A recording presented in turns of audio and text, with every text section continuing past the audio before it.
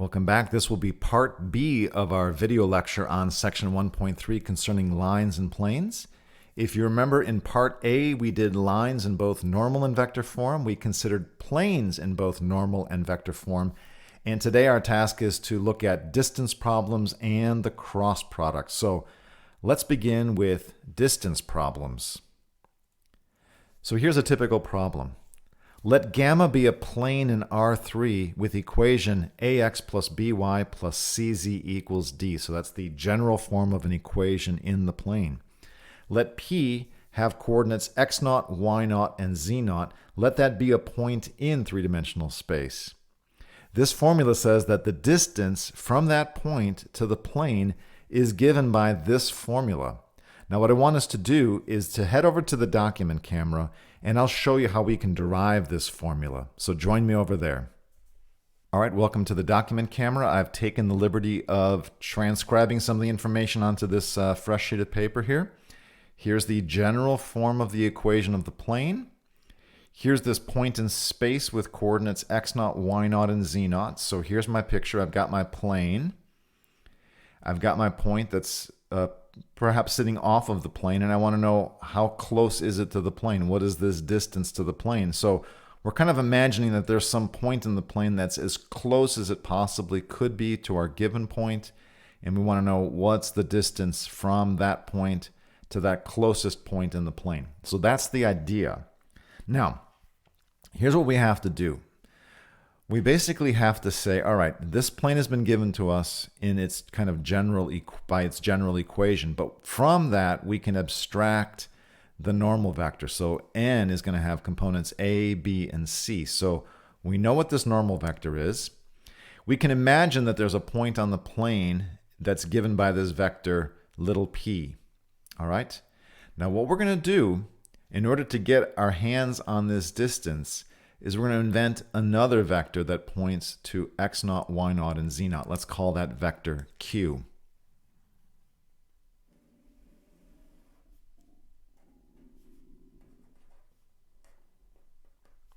Okay, so now we've got a vector p that's pointing to a point on the plane and a vector q that's pointing to our given point x0, y0, z0. Now what we're going to do is look at the vector q minus p.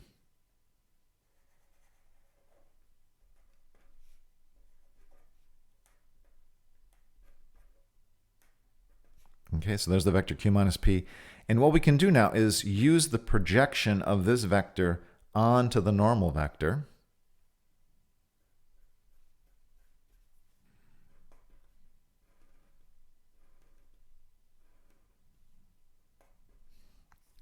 If we can find this projection, then the length of that projection is going to be the distance from the point that's been given to us to the plane. So everything hinges on calculating the projection. Let me write this down. We want to take the projection of q minus p onto the normal vector n. And actually, this is the vector. We're not really interested, well, we are interested in the vector, but we're really mostly interested in its length. So we want to calculate the projection vector, and then we want to take its length. If we can calculate that, that's going to give us the distance from the point to the plane. Okay, now let's remember how we calculate a projection vector. Just a projection vector is going to be what I get by taking q minus p, dotting it with n. So my first step is always to dot the given vector with the vector that you're projecting onto. And then we divide by n dot n. And that's our scalar. And we scale the normal vector by that. So this then gets multiplied by the normal vector. So this is giving us some multiple of the normal vector. That's going to give us this picture here. Now remember, that's the projection. Now we want to calculate its length. So we're going to calculate the length now of this vector. And now we can use some of our nice results. We know that when I take a scalar times a vector and compute the length, we can take the absolute value of the scalar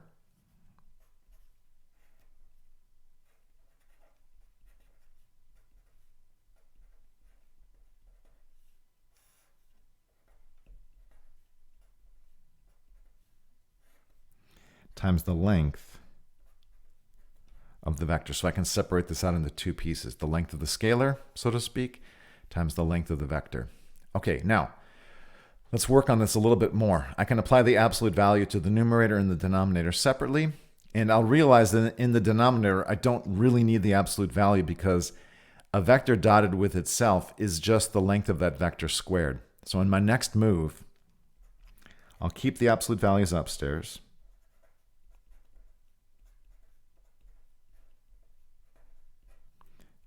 And in the denominator, I'll just write the length of n squared.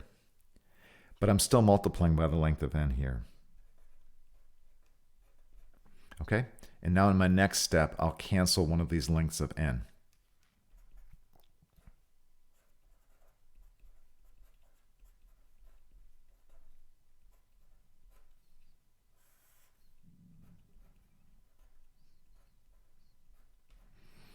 Okay, so that's the calculation. This is what we have to do. In order to get the distance from this point to this plane, we basically have to carry out this calculation. Now, there's only one problem that I can see in carrying out this calculation. I know what the vector n is. N is the vector with components a, b, and c. So let's write that down.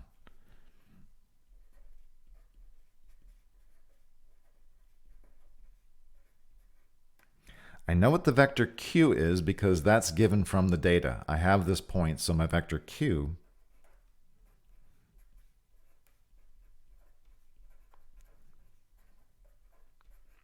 has components x0, y0, and z0.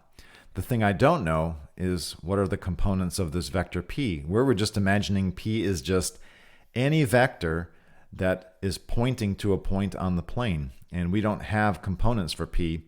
So here's what we're going to do. We're just going to say, let the components of p be x1, y1, and z1. And what we know is that that point is on the plane. So in particular, it satisfies this equation. So let's just remember that we're calling these coordinates of this point, or the components of this vector, generically x1, y1, and z1. But remember, since this is a point on the plane, it satisfies this equation. So we're going to keep in mind that when I plug this set of components in,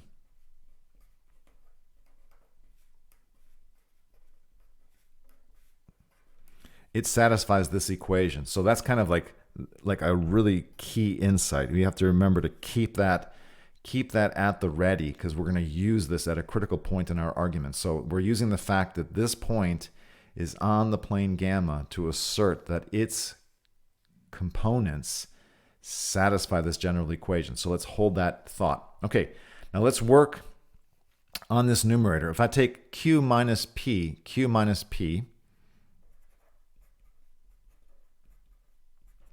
I'm going to get, by component-wise subtraction, x0 minus x1, y0 minus y1, and z0 minus z1. And then when I dot that with n,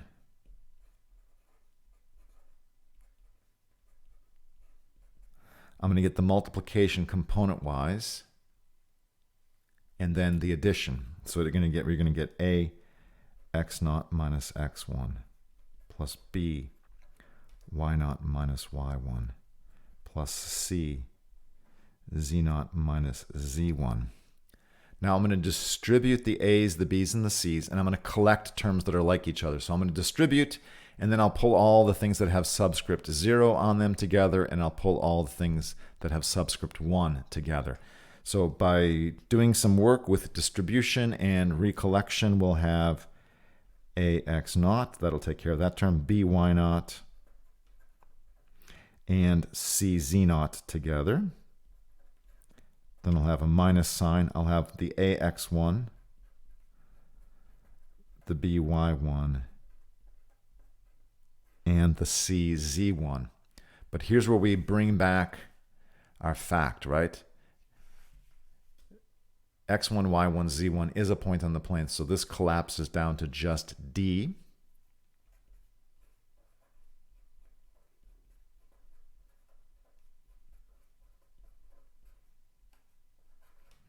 and that's in our numerator. Now we're going to have to put absolute values on it to get when I bring it back into this formula, but that's where we are. We've just computed this dot product, and we'll bring the absolute values on it right at the end. Now let's get the length of n.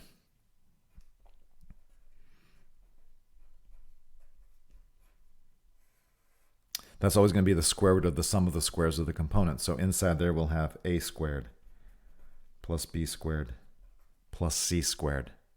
Okay, so bringing it back into our final formula, we're going to have the absolute value of ax naught plus by naught plus cz naught minus d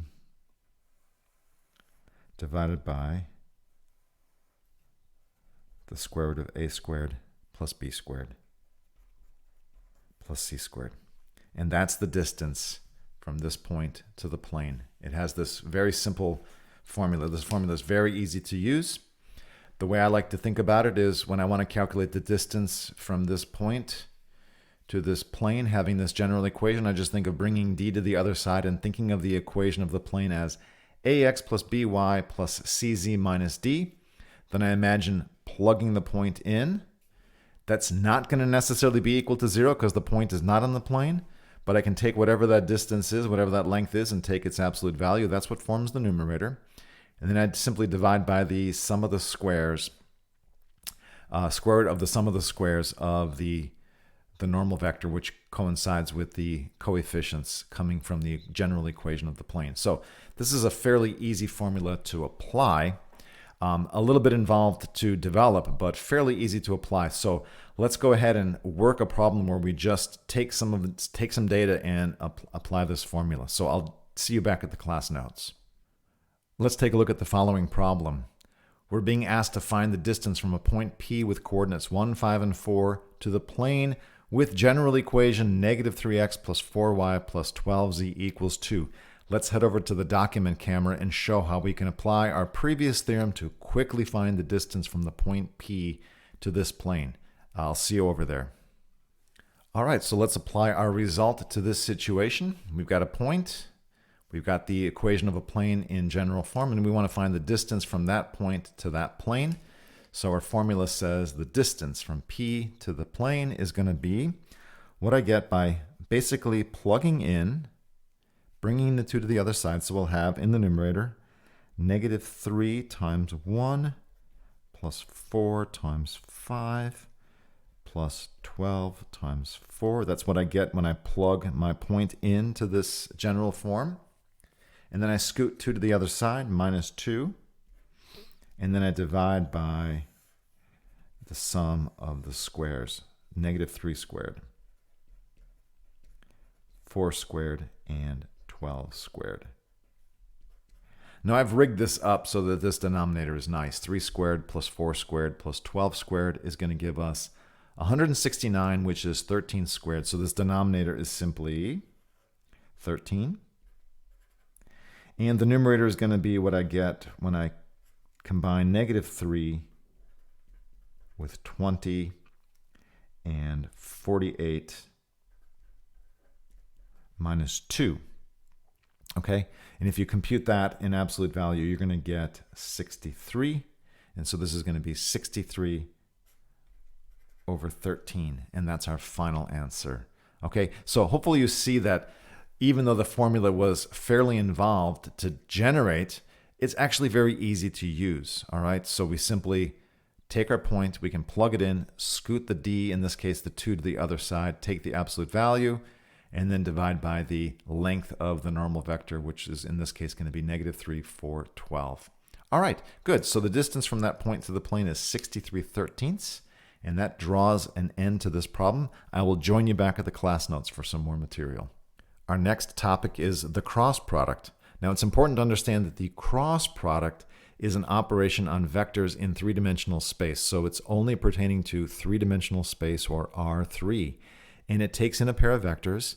Let's say a vector u and a vector v. We can form what's called u cross v, the cross product of those vectors. And that returns another vector in R3. So it's technically what's called a binary operation. I take two vectors from R3 in, and I return another vector in R3. This cross product shows up in many applications in mathematics, and it's part of many fundamental equations in physics, so it's an incredibly important operation on vectors. Now, in order to understand how to compute the cross product, though, we have to begin by studying what are called determinants. In particular, we'll start with the 2x2 determinant. So a determinant is an operation that works on square arrays of numbers. So in particular, we can look at a 2x2 array of numbers. So 4 numbers that are arranged in 2 rows and 2 columns. So we're going to call these elements generically A, B, C, and D.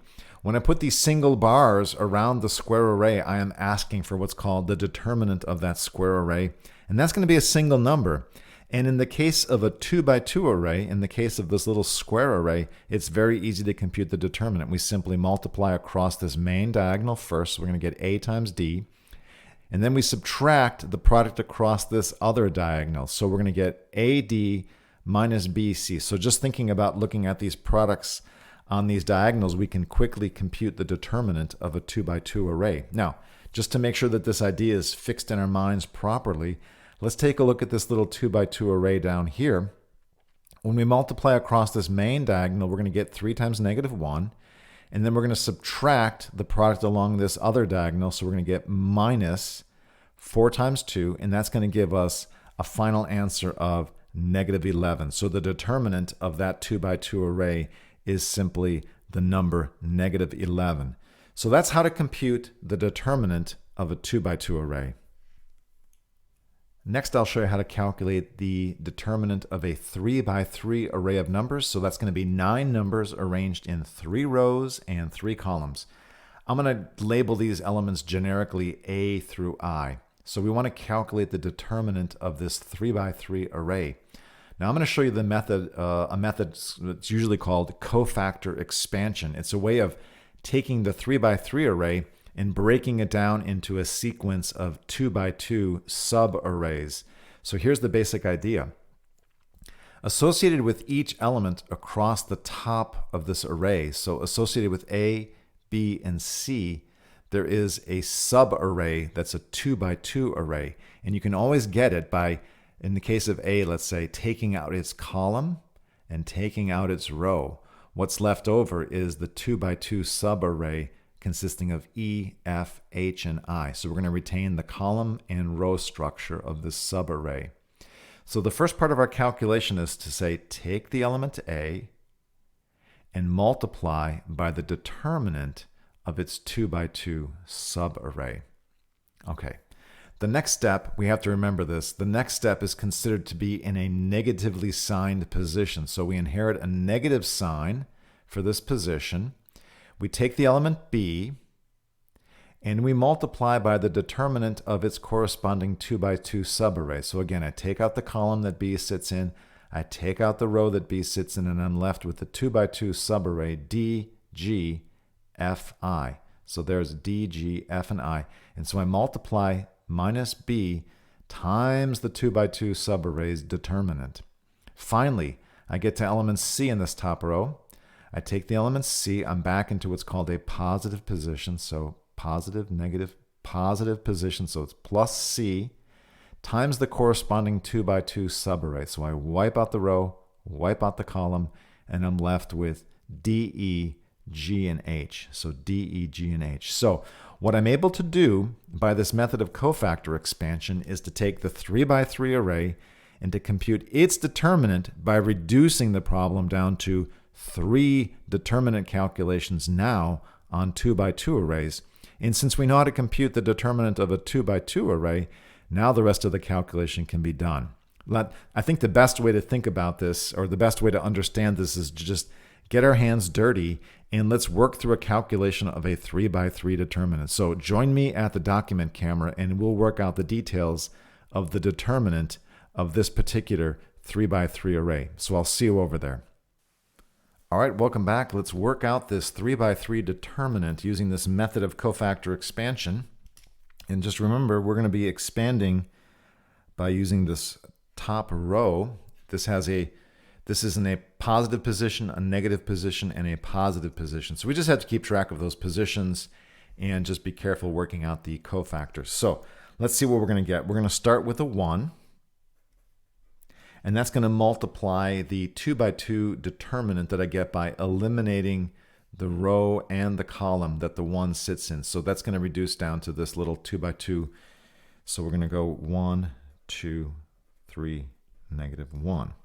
And now I pick up a negative sign, and then I use the coefficient 2.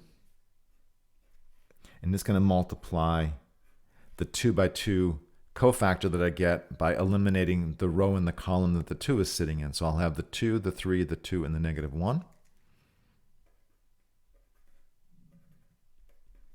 And then finally, I'll be back into a positive situation with the -3 multiplying the 2 by 2 matrix that I get, or the 2 by 2 determinant that I get by eliminating the row and the column for -3. So I have 2, 1, 3, and 3. Now I still have to work out all these 2 by 2 subdeterminants, so let's go ahead and do that. I'm going to have the -1 minus 6 minus 2 times -2 minus 6 plus -3 times 6 minus 3.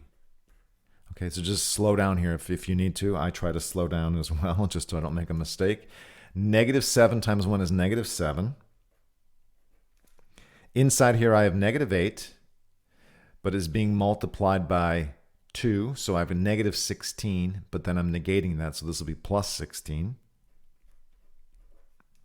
And then finally here I'm going to have 6 minus 3, which is 3, times a -3, that's -9. Well, we can see that 9 and 7 are 16, so that's going to be a -16 plus 16. So in fact, our determinant here is equal to 0. Okay, so that's how you would kind of slowly hack your way through the calculation of a 3 by 3 determinant. You just work your way across, in this case, the top row, bearing in mind that that's a positive signed position, a negative signed position, and a positive signed position. And then you'd bring in your 2 by 2 determinants, the cofactors, so to speak, and you just kind of slowly whittle it down until you get a single number at the end. And that's a very typical 3 by 3 determinant calculation. Let's head back to the class notes. Now I want to show you how to calculate the cross product of two vectors u and v. So let's imagine we've got a vector u that's been given to us with components u1, u2, and u3. And let's imagine we've got a second vector that's been handed to us with components, let's call the vector v with components v1, v2, and v3. So the u and v are vectors in R3. Now I want to show you how to calculate another vector called u cross v. This is the cross product of u and v.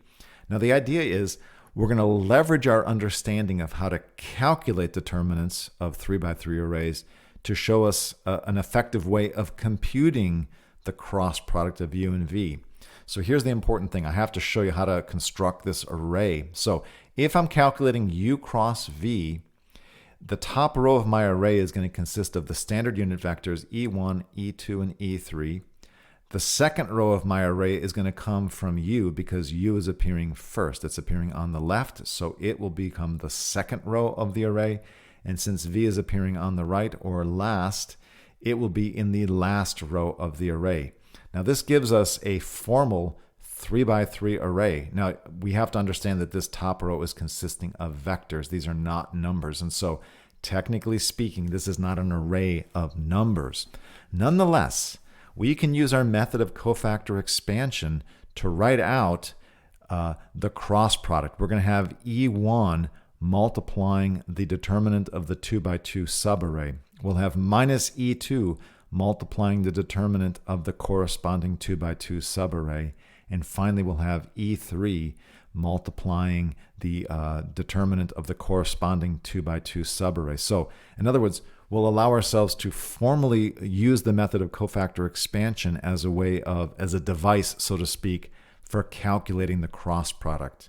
Now, this is going to be best understood by working through some concrete examples. So in this problem, I want us to take some explicit vectors u and v, and I want us to calculate u cross v, v cross u, and u cross u. So join me at the document camera and we will work through the calculations of these three different cross products.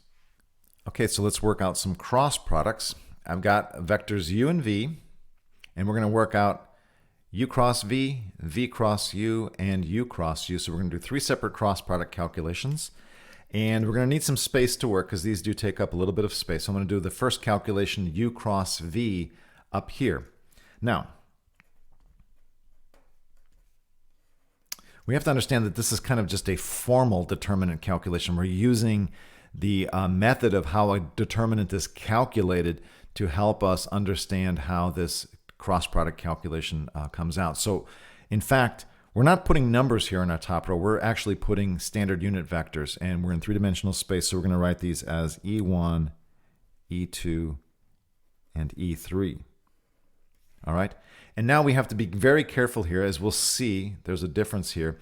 If I write u cross v, I have to put a row 2 here of this determinant is going to be from u, and row 3 is going to be from v. So I'll have 2, 4, and negative 3 here. Now, we're going to use the fact that we can represent this through cofactor expansion. So we're going to have E1 times the 2 by 2 subdeterminant, the 2 by 2 cofactor. And I need to eliminate both the column and the row for E1. So it's going to have 2, 1, 4, and negative 3. Then I'll have minus E2. And I'm going to have negative 1, 1, 2, and negative 3. And then finally plus E3, which I'm going to get by eliminating row and column. So negative 1, 2, 2, and 4.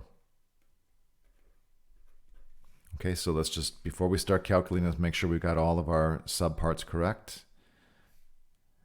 Okay, so we're just eliminating a column each time, and 2, 4, 1, all right. Okay, looks good. Let's keep going. E1 is going to be multiplying negative 6 minus 4. We'll have minus E2 multiplying 3 minus 2. And then we'll have E3 multiplying negative 4 minus 4. Okay? So we're going to get E1 multiplying negative 10 minus E2 multiplying 1, and then E3 multiplying negative 8. Now, as components, in the E1 direction, we're going to have negative 10. And by bringing this minus 1, bringing that scalar in, we'll see that in the E2 direction we have minus 1. And then in the E3 direction we've got negative 8. So our vector u cross v has components negative 10, negative 1, and negative 8. Okay, that's the calculation of u cross v. Now what we want to do, and this is going to have some bearing here, I want to calculate v cross u just so we can compare these two. All right, so let's do the calculation of v cross u.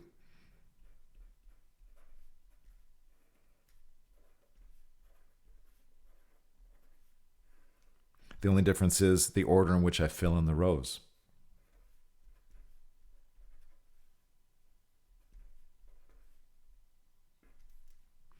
And so by cofactor expansion, very close to what we did here, E1 will be multiplying 4, negative 3, 2, 1, minus E2. It'll be multiplying 2, negative 3, negative 1, 1. And finally, E3 we'll have as its 2 by 2, 2, 4, negative 1, and 2. All right, now it shouldn't be that different from what we have above. It just should have all the rows reversed. So it should not look that different than this, except the inversion of the two rows. Okay, let's see what we get now. Now we're going to have 4. That's going to be minus 6, but it's minus a minus 6, so plus 6 minus E2. We're going to have 2 minus 3.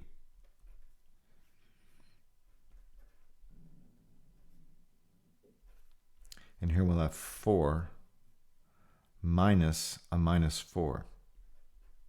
Okay? So we end up with E1 times 10, a minus E2 times minus 1, and a plus E3 times 8. And that gives us components of 10, 1, and 8. So you can see the resemblance between these two, right? They're almost the same. The only difference is they're off by a sign. So what we're seeing in our example, and this is just true in general, right? That U cross V and V cross U will be close to each other, but they'll be off by a negative sign. So commuting the positions does change things, right? This operation is not commutative. U cross V is not equal to V cross U. U cross V can be equated to the negative of V cross U. And that's what we're seeing in this example, and that's just true in general, that changing the order of the cross product will flip the sign. Okay, let's do one last calculation because this is also instructive. What happens when you take the cross product of a vector with itself? So let's use U cross U as our kind of prototype example for this.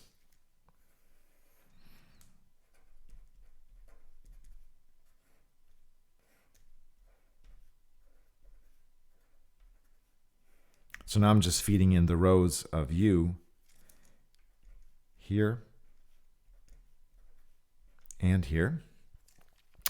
So by cofactor expansion, we're going to get E1 multiplying 2, 1, 2, 1 minus E2 times negative 1, negative 1, 1, 1. And then finally E3 times negative 1, 2, negative 1, 2. All right, let's work out these 2 by 2s.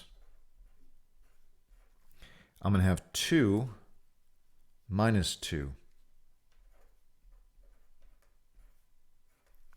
I'm going to have minus 1 minus a minus 1, minus 1 plus 1. I'll have negative 2 minus a negative 2, negative 2 plus 2.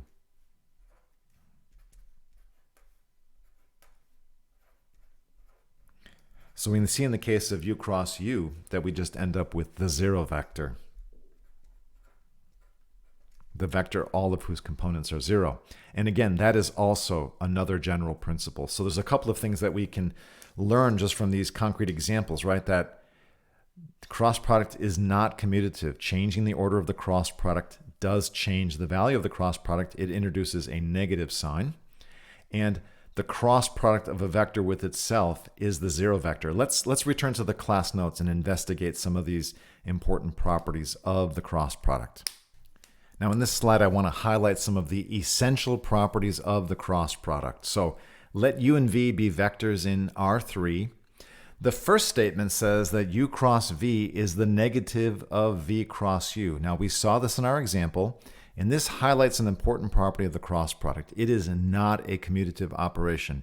U cross V and V cross U are not equal to each other. Now, what this result does tell us, though, is that they have exactly the same magnitude, but opposite directions. So switching the order of the cross product effectively changes the direction of the cross product. It keeps the same magnitude, but flips its direction. Property 2 says the cross product of a vector with the 0 vector is just the 0 vector. Property 3 says the cross product of a vector with itself is also the 0 vector.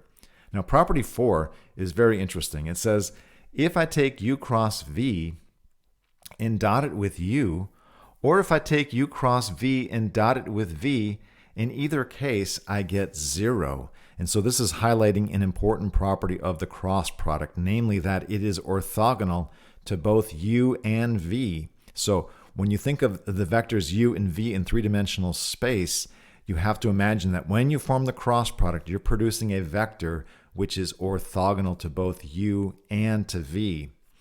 Property 5 is perhaps the most mysterious property on the list, but it's one that we're going to put to immediate use. I can show you some of the geometric meaning of the cross product that emanates from property 5.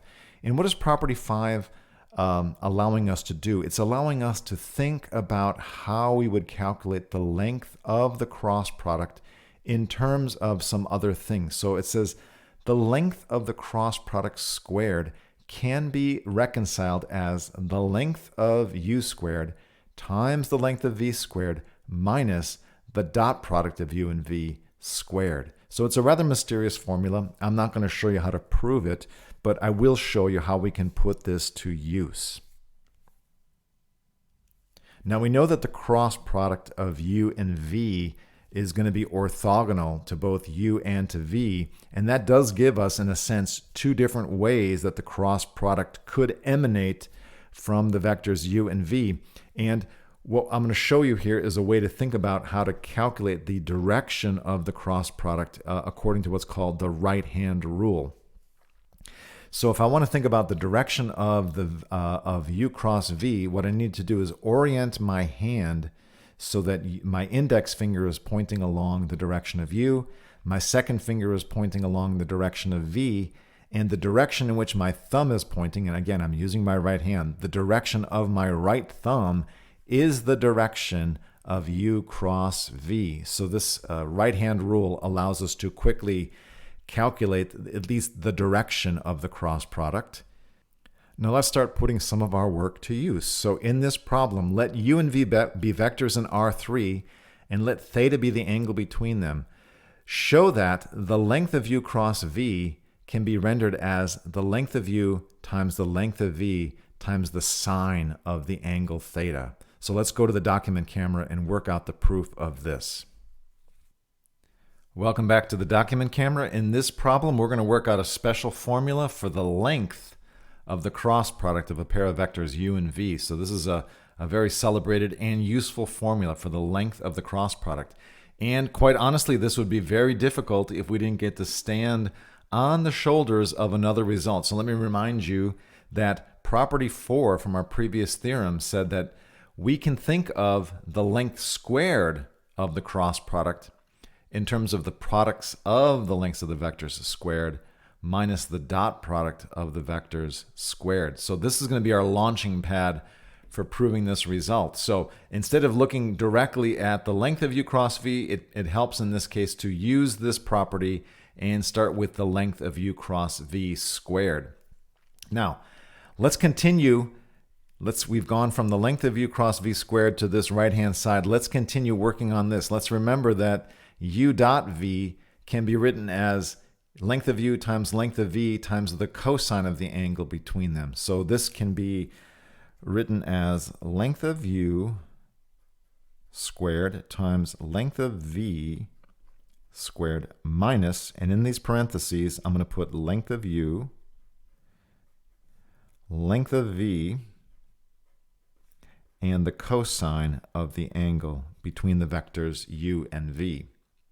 All right, it's the same theta that's being employed here. It's the angle between the two vectors. Okay, now this is being squared. Okay, let's continue. Length of u squared, length of v squared. I can apply the square to each of the parts.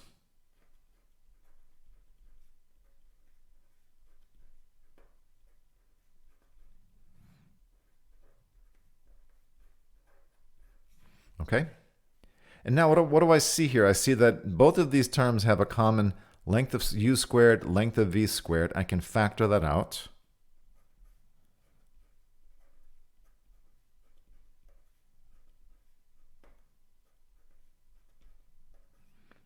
When I factor that out, I'll be left with a 1.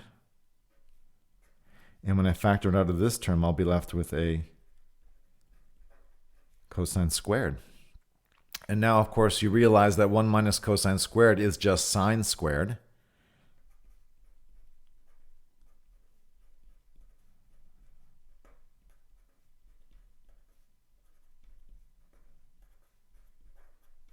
Okay, and that gets us to this elegant point. It says the length of u cross v squared can be rendered as this. And now all we have to do is take square roots of both sides so we can reduce it down to the length of u cross v. So let's continue that calculation down here.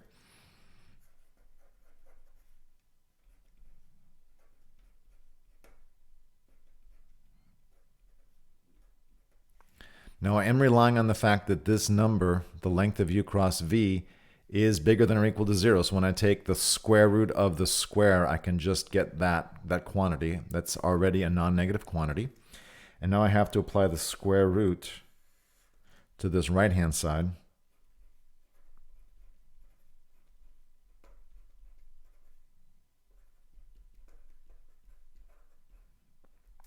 Now,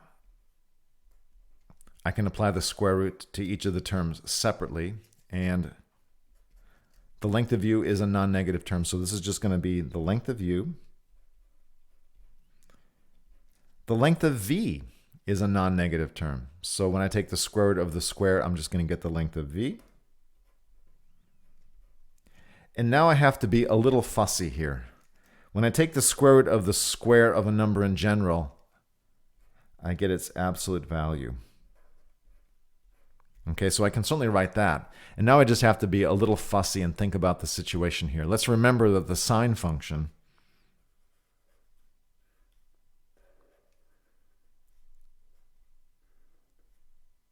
looks like this. From 0 to pi,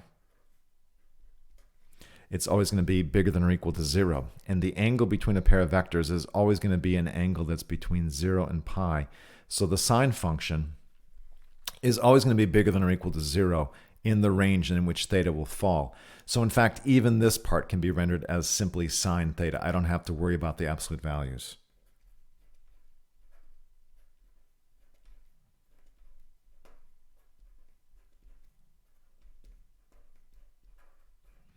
So I'm being a little bit fussy at the end just to make sure we get this right, but it's a math class, okay? So if I can't be fussy in a math class, where can I be fussy?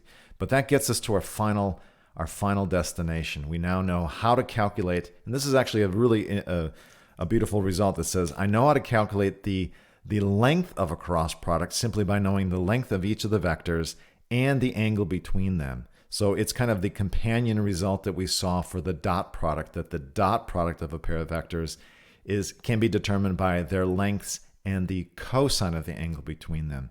So these form kind of a natural pairing of results. All right, so join me back at the class notes. I'll see you over there. In this next problem, we put some of our pieces together. So consider the vectors below. U has length 3, V has length 5, and the angle between the vectors is 30 degrees. Assume that these vectors are embedded in three-dimensional space in R3. So first we want to find the length of the cross product U cross V. And then we want to answer the question, is the direction of U cross V into the paper or out of the paper? In other words, if you saw this diagram on a sheet of paper on top of the table, would you draw the direction of U cross V into the paper, down into the table, or out of the paper, up out of the table? Well, join me at the document camera and we'll work out the details to the solution of this problem. All right, let's take a look at this problem. We know that the vector u has length 3, so there's a length 3 vector. V has length 5, and the angle between the vectors is 30 degrees. And we're being asked to work out first the length of the cross product, and then we have to answer the question, is the direction of u cross v into the paper or out of the paper? So we're imagining these vectors are embedded in 3 space, and so we have 2 choices for the cross product of u and v. It can either be coming out of the paper or it can be heading down into the paper, so to speak. We'll get to that right near the end. That's just going to be an application of our right-hand rule. All right, so let's work out the length of u cross v first. And so we know how to do that from our work that we've just done. We know that the length of u cross v can easily be obtained from the length of u, the length of v, and the sine of the angle between them, so the sine of 30 degrees. So we just have to fill in the information. U has length 3, V has length 5, and the sine of 30 degrees is 1/2. And so this is 15 halves, or 7.5. So the cross product has a length of 7.5. All right, now we need to answer the question, which direction does it have? And there's really only two choices here, right? Because it has to be at a right angle to both u and v. So it's either going down into the tabletop here or coming up out of the tabletop here. And all we have to do is use our right-hand rule. So this is going to be u and v because we're looking at u cross v. And this thumb is going to tell me the direction of u cross v. So when I orient it correctly to match this picture, I've got u, I've got v oriented correctly, and my thumb is heading down into the paper. And so the correct answer for the direction of u cross v is going to be into the paper. It's heading down into the paper, not out of the paper. All right, I'll join you back at the class notes. Now in this next pair of problems, we connect the idea of the cross product and its length to some problems in geometry, namely calculating areas of parallelograms and triangles. So throughout, let u and v be vectors in R3. First, let's show that the area of the parallelogram determined by u and v is the length of the cross product u cross v. And second, we want to show that the area of the triangle determined by u and v is 1/2 the length of the cross product u cross v. So join me at the document camera and we'll work out the details of the solutions to these problems. All right, welcome back to the document camera. We've got vectors u and v in three-dimensional space. Our first problem is to show that the area of the parallelogram determined by u and v is given by the length of the cross product. So this is one of the nice interpretations of the length of the cross product, is that it's the area of the parallelogram determined by u and v. So let's just remind ourselves of that picture. I'll go up here and let's put u here and v here. So the parallelogram determined by u and v is what we get by, I can think of one of the diagonals as u plus v.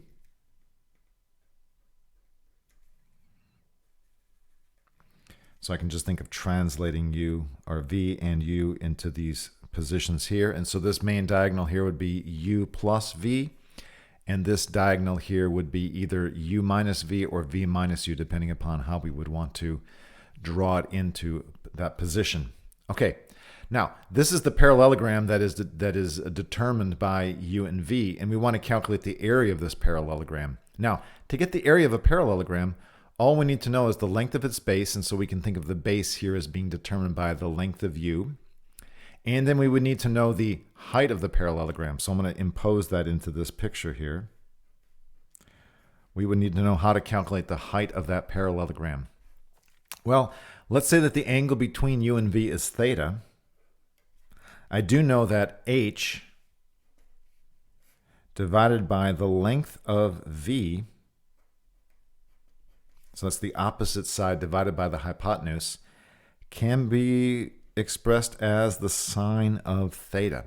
So h over the length of v is the sine of theta, which says that h, the height of this parallelogram, is going to be the length of v times the sine of the angle theta. So the area of the parallelogram is going to be the length of the base times the height, which we've now rendered as length of v times the sine of theta. But this is a result that we've worked out before, right? That the length of u times the length of v times the sine of theta is a way of thinking about the length of this cross product. And so that's what gives us our result. Okay? Now, show that the area of the triangle determined by u and v is 1/2 u cross v.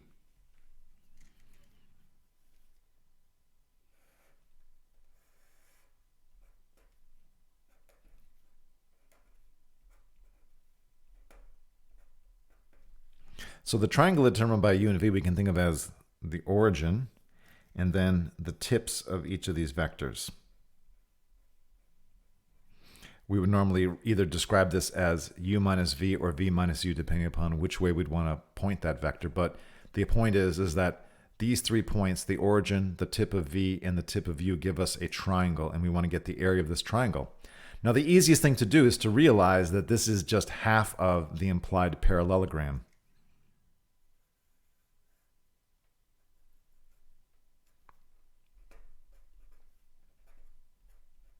So the parallelogram determined by u and v would be this. If I cut that figure in half and threw away the top, that would be the triangle. And that's why the area of this triangle is just half of the previous result. It's just half the area of the implied parallelogram.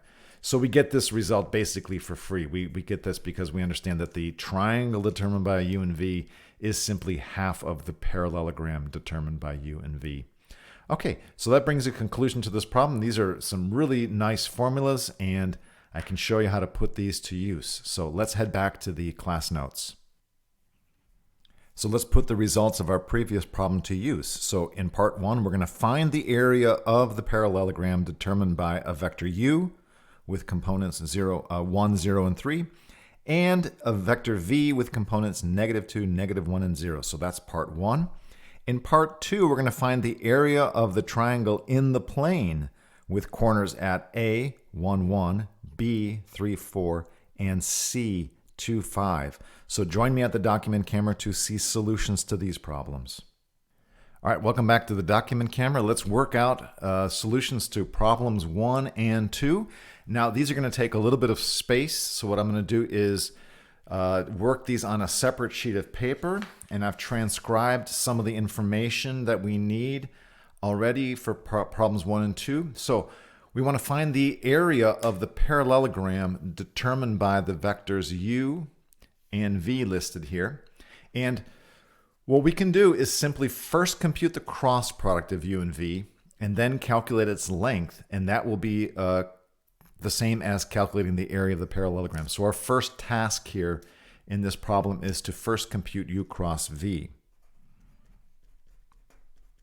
And just as before, we're going to think of this through the method of cofactor expansion. We're going to feed in u and then v. Now, it would be the same if we feeded v first and u second. So u cross v and v cross u would give us the same result for the area of the parallelogram. So, but I'm going to go u first and v second. And let's see what that looks like when we expand into cofactors. So in the E1 direction, I'm going to have 0, 0, well, 0, 3, -1, 0. And I'll have minus E2. I'm going to have 1, -2, 3, 0. And then the E3 direction, I'll have 1, 0, and -2, -1. Okay, so let's just double check. When I take out row 1 and column 1, I should get that. 3. Okay, looks good. So in the E1 direction, let's see what I get. I get 0 minus a -3. That's going to be 3. In the negative E2 direction, we're going to get 0 minus a -6, so that's plus 6. And in the E3 direction, I'm going to get -1 minus 0. So my vector u cross v has components 3, -6, and -1. Okay, 3, -6, and -1. And now the area, which is the thing that I want, right, is the length of this vector.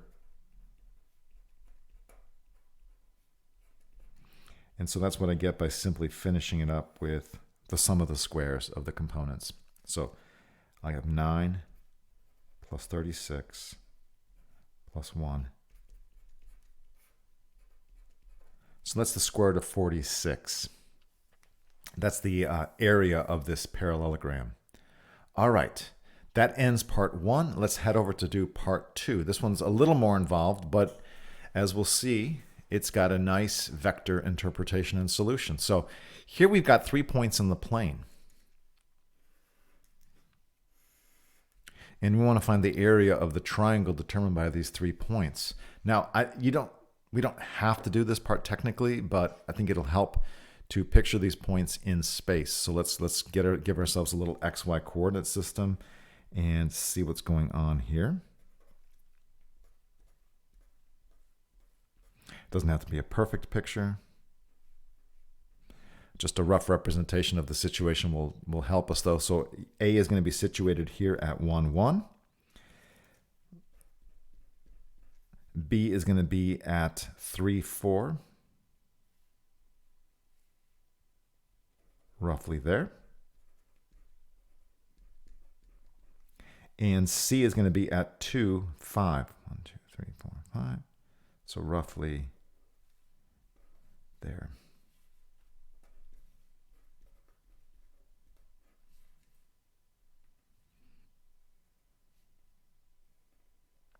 So we're trying to find the area of that triangle. Now, if you didn't have vector methods, this would be a challenging problem, right? Because we'd have to do a lot of work to get the area of this triangle without some nice vector methods. So here's what we're going to do. I'm going to essentially represent this triangle as the triangle determined by a pair of vectors. I'll use A as my anchor point, so I'll look at the vector from A to C as one of my vectors, and I'll look at the vector from A to B as the other vector. So I'm going to work out A to C. I'll call that vector U. I'm going to get another vector V by looking at the vector from A to B. Okay, I'll work those out.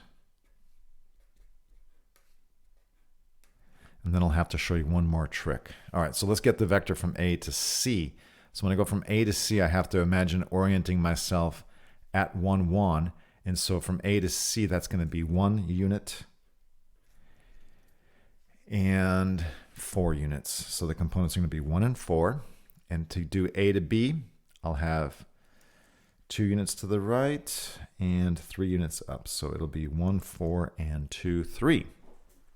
Now, we have to understand that the cross product is something that only works for vectors in 3 dimensions, not vectors in 2 dimensions. And so we would seem to be, no pun intended, at a crossroads here. How do we attack this problem using a cross product result when our vectors are sitting in 2-dimensional space? So one thing we can do, and this is a nice trick, is we can simply embed this problem into 3-dimensional space by just imagining putting in a z-axis here, and just imagine that all of our action is taking place with the z-coordinates squashed to 0. What that means is I can just lift these problems into 3 space by reimagining u as the vector 1, 4, 0, and v as the vector 2, 3, 0. So even though our problem starts in the plane, we can embed it in 3-dimensional space by simply adding a trivial coordinate at the end. And now that's helpful because now we can use our cross product method to finish up this problem. So let's go ahead and see how this looks when we apply the cross product.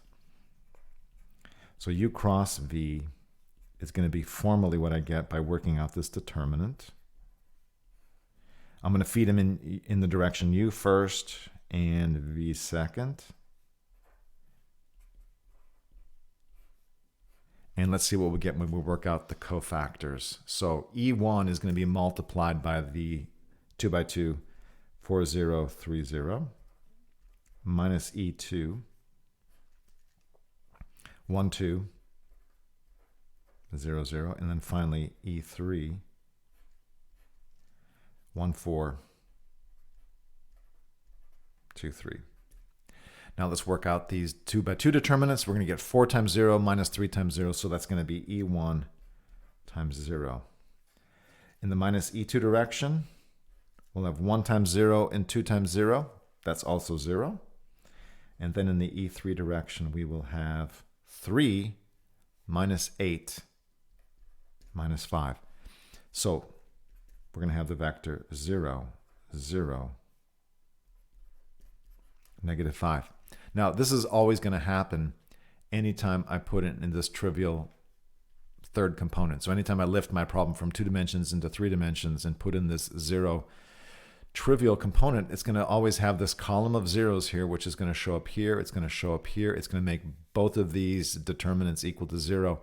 So one nice artifact of lifting this thing into 3 dimensions is that it makes this cross product calculation very easy. It turns out our cross product, and this makes perfect sense, our cross product only exists in this third dimension. It's just a scaling of the component E3, because remember, our cross product has to be orthogonal to the 2 vectors u and v here. So this makes perfect sense geometrically, and as a calculation, it makes perfect sense. Now what we have to do is get the length of this vector, and since we're trying to work out the area of a triangle, we're going to take half the length of that vector. All right. Now the length of this vector is trivial. It's just the sum of the squares, the square root therein. So the length of u cross v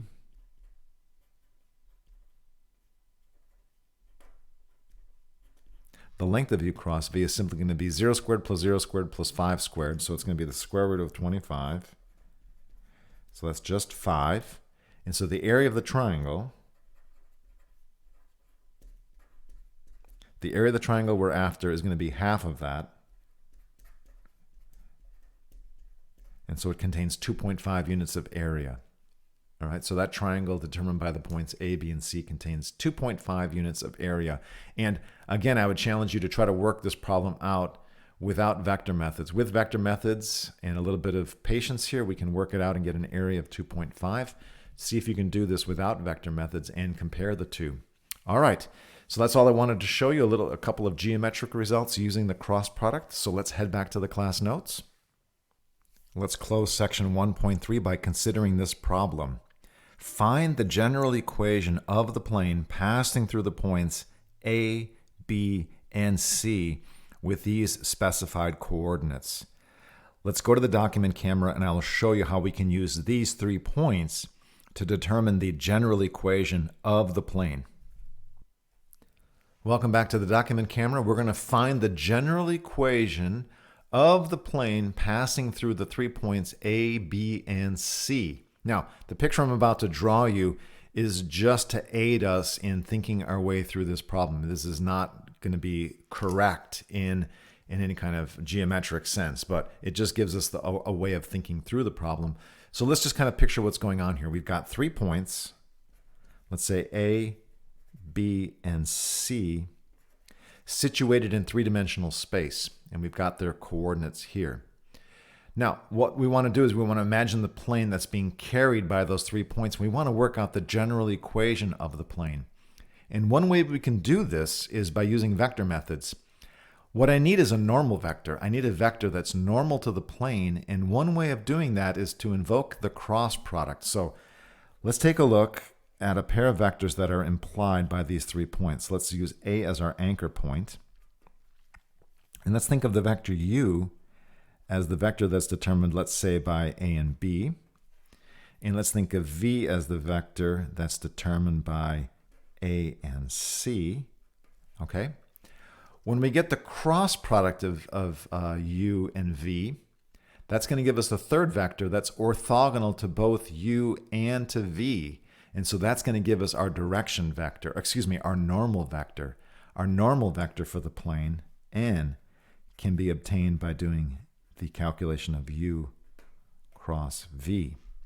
Now let's just think our way through the final solution. Once I have my normal vector, and once I have a point in the plane, I could choose A, B, or C. So using any one of these 3 points in conjunction with the normal vector will allow me to write down the general equation of the plane, right?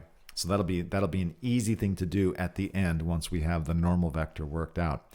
Okay, so what we have to do is we have to work out the components of u and v, form their cross product, and then use that cross product as our normal vector. Okay, so let's see what we got here. A has coordinates 5, -2, and 3, and B has coordinates 6, -2, 4, and C has coordinates 7, -1, and 3. So u and v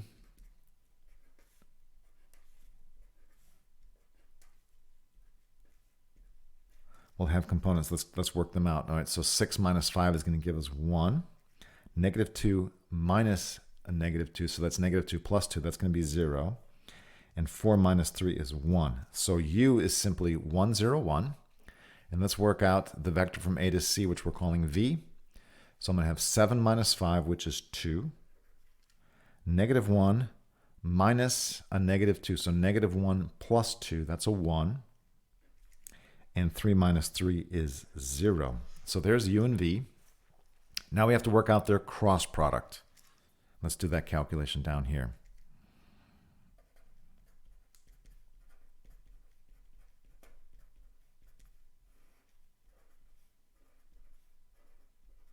So we've got E1, E2, and E3 forming our top row. And we're going to feed our vectors in 1, 0, 1, 2, 1, 0. So E1 is going to be multiplied by the 2 by 2 determinant 0, 1, 1, 0. Minus E2, 1, 2, 1, 0. Plus E3, 1, 0, 2, 1. Okay, let's work these determinants. In the E1 direction, we're going to have 0, minus 1. In the minus E2 direction, we're going to have 0, minus 2. And in the E3 direction, we're going to have 1, minus 0. So our normal vector has components negative 1, 2, and 1. Okay, so these are going to be the coefficients of our general equation for the plane. So what we can do now is simply work out n times a generic point in space x, y, z, and that's going to give us minus x plus 2y plus z. And we know that that's going to be equal to what I get when I take the normal vector dotted with any one of these 3 points. So let's just go ahead and calculate the normal vector dotted with the vector 5, negative 2, 3.